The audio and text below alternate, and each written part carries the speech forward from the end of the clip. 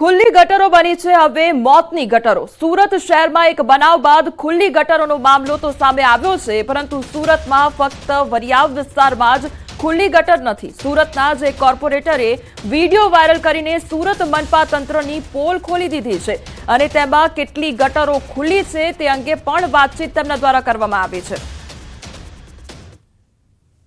આજુબાજુના વિસ્તારમાં અમે જોયું તો એના જે ઘટના બની એનાથી 200-250 મીટર દૂર બીજો એક રસ્તો છે, ત્યાં અમે હાલત જોઈ તો આ ઢાંકણાની હાલત તમે જોઈ શકો છો। આ ઢાંકણાની હાલત એવી જ છે જ્યાં ખુલ્લું છે। આગળ એક ઢાંકણું છે, હું હમણાં તમને બતાવું, આખું ઢાંકણું ખુલ્લું છે।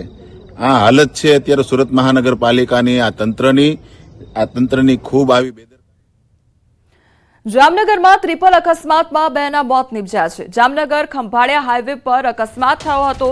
પડાણા નજીક કાર, ટ્રક અને રિક્ષા વચ્ચે અકસ્માત સર્જાયો તો રિક્ષામાં સવાર બે યુવકોના મોત નિપજ્યા છે। કાર બેકાબુ બની ગઈ છે તો રિક્ષા અડફેટે લેતા અકસ્માત સર્જાયો હતો।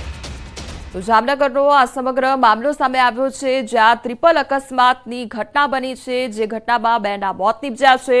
પડાણા નજીક કાર, ટ્રક તેમજ રિક્ષા વચ્ચે અકસ્માત સર્જાયો હતો।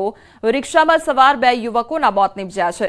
સંવાદદાતા કિંજલ અમારી સાથે જોડાઈ ગયા છે। કિંજલ, ટ્રિપલ અકસ્માતની ઘટના કયા પ્રકારની પરિસ્થિતિ સર્જાઈ હતી? બિલકુલ કોમલ, જે પ્રકારે વાત કરવામાં આવી, જામનગર ખંભાળિયા હાઈવે ઉપર ગઈકાલે ટ્રિપલ અકસ્માત છે તે સર્જાયો હતો।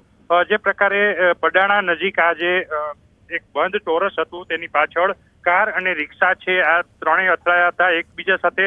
આ અથડાયેલા વાહનો જે ટ્રિપલ અકસ્માત સર્જાયો હતો તેમાં જામનગરના બે યુવક જે માલ સામાન મૂકવા ગયા હતા તે પરત ફરતી વેળાએ તેમને અકસ્માત નડ્યો હતો। જે પ્રકારની સમગ્ર ઘટના સામે આવી છે, કાર છે એ બેકાબુ બની હતી અને રિક્ષાને અડફેટે લીધું હતું, જેને લઈને અકસ્માત સર્જાયો છે, જેમાં બે યુવાનોના મોત થયા છે। કોમલ જી કિંજલ, સમગ્ર માહિતી બદલ આપનો આભાર। હાલ સમાચારોમાં બસ આટલું જ। વધુ સમાચાર માટે આપ જોતા રહો News18 ગુજરાતી। નમસ્કાર।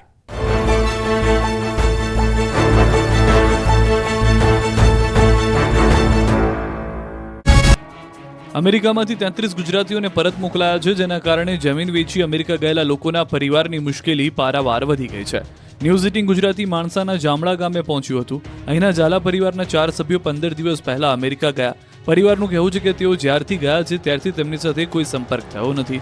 દિલ્હીના મેહુલભાઈ પાસેથી યુરોપના વિઝા કરાવાયા હતા અને હાલ તેઓ ક્યાં છે અને કઈ સ્થિતિમાં છે તેની પરિવારને કોઈ જાણકારી નથી।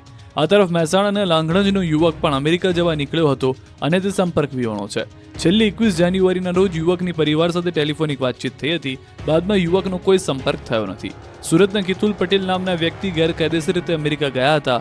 અમેરિકા જવા માટે તેઓ પોતાના ફ્લેટ પણ વેચી ચૂક્યા હતા। ત્યારે અમેરિકામાં ગેરકાયદે રહેતા લોકોને દેશ છોડવાની નોટિસ આપતા કિતુલભાઈના પરિવાર મુશ્કેલીમાં મુકાયો છે। સુરત શહેરમાં અસામાજિક તત્વો બેફામ બન્યા છે, ત્યારે પોલીસે પણ આવા તત્વોને પાઠ ભણાવવા કમર કસી છે। સુરતના માથાભારે અને ગુજસી ટોકના આરોપી આરિફ શેખના ઘરે તંત્રનું બુલડોઝર ફેરવાયું। એસએમસી અને પોલીસ વિભાગે સંયુક્ત કામગીરી કરી દબાણ હટાવવાની કામગીરી કરી। તંત્ર દ્વારા બે ઘર વચ્ચે બનાવવામાં આવેલા રોડનું ડિમોલિશન કરાયું। મહત્વનું છે કે આરિફ શેખ ઉર્ફે મિંડી સામે અનેક ગુનાઓ પોલીસ ચોપડે નોંધાઈ ચૂક્યા છે। આરોપી એટલો શાતિર હતો કે જ્યારે પણ પોલીસ તેને પકડાવવા આવતી હતી ત્યારે ફ્લાયઓવર બ્રિજનો ઉપયોગ કરતો। સુરતમાં છેલ્લા ઘણા સમયથી ગુનાખોરીની ઘટનાઓ વધી રહી છે, ત્યારે અન્ય અસામાજિક તત્વોમાં પણ આ પ્રકારની કાર્યવાહીથી પોલીસનો ડર બેસશે।